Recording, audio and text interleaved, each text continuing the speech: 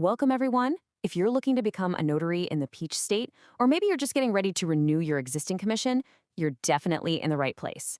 Today's explainer dives into a pretty fascinating quirk in the Georgia licensing system. We're looking at exactly what it takes to operate as a notary public in Georgia, and specifically what we like to call the bond surprise. It's a crucial detail that catches a lot of first-time applicants completely off guard. So let's start with the big question. It's the expectation-setting question that every new or renewing Georgia notary applicant always has on their mind. What exactly is the required notary bond amount in Georgia? You see, in a lot of the country, a surety bond is just the standard financial guarantee. The state mandates it before they ever hand over that official notary stamp. So how much financial backing is Georgia demanding up front? Well, believe it or not, the answer is $0. That's right, zero. Georgia actually does not require a notary surety bond at all. In fact, Georgia is part of a minority of 22 states where absolutely no notary surety bond is mandated for the official commissioning process. For a lot of professionals, this is a huge relief because the state isn't forcing you to provide a mandatory financial guarantee to the government just to get your commission approved. So instead of focusing on a bond, the state focuses on your commitment over a set period of time.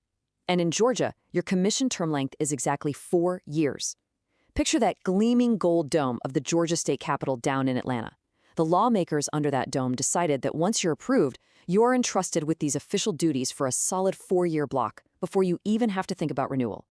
Now, since there's no bond holding up your application, you just need to meet a specific set of baseline eligibility steps. It's pretty straightforward. You're going to need a completed notary public application, you've got to pay the application fee, provide proof of residency, and of course, have no felony convictions. But here is the really crucial part.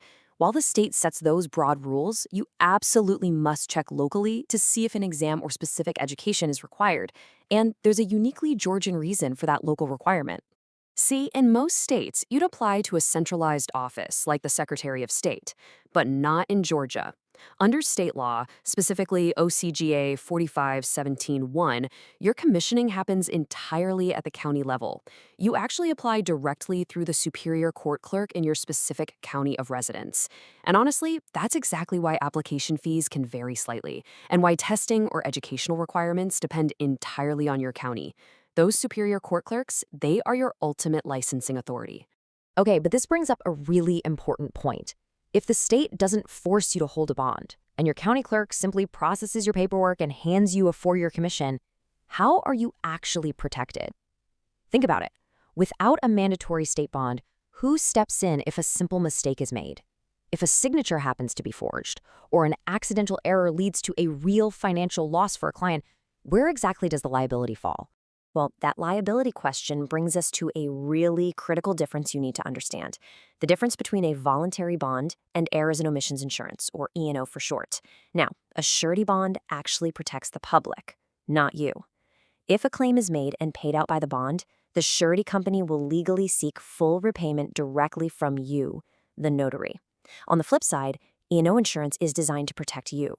So relying solely on that $0 state requirement, that can actually be incredibly risky. And that is exactly why so many Georgia notaries voluntarily purchase these extra protections anyway. E&O insurance covers your legal defense and settlement costs if you're ever sued for a notary error. It ensures an honest mistake doesn't completely ruin you financially. And a voluntary bond, well, purchasing one of those shows your clients and employers that you are financially backed. It builds immense professional confidence, completely independent of the state's minimum requirements. As you picture those beautiful, historic oak-lined squares of Savannah, take a moment to consider the foundation of your own notary business. The state of Georgia might not require you to carry a bond, but leaving yourself entirely exposed to personal liability is a massive gamble.